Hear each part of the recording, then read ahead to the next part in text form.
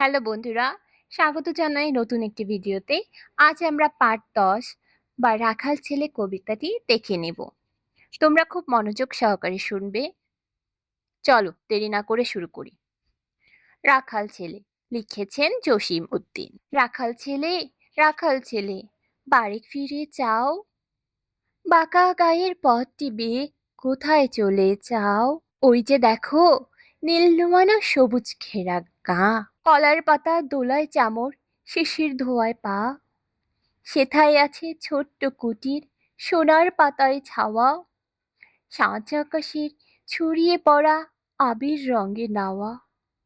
সেই ঘরেতে একলা বসে ডাকছে আমার মা, সেথায় যাব, ও ভাই এবার আমায় ছাড় না।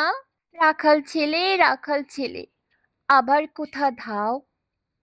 পূব আকাশে ছাড়লো সবে রঙিন মেঘের নাও। ঘুম হতে আজ জেগেই দেখি শিশির ঝরা ঘাসে, সারা রাতের স্বপন আমার মিঠেল রোদে হাসে। আমার সাথে করতে খেলা প্রভাত হাওয়া ভাই, সর্ষে ফুলের পাপড়ি নাড়ি ডাকছে মোরে তাই।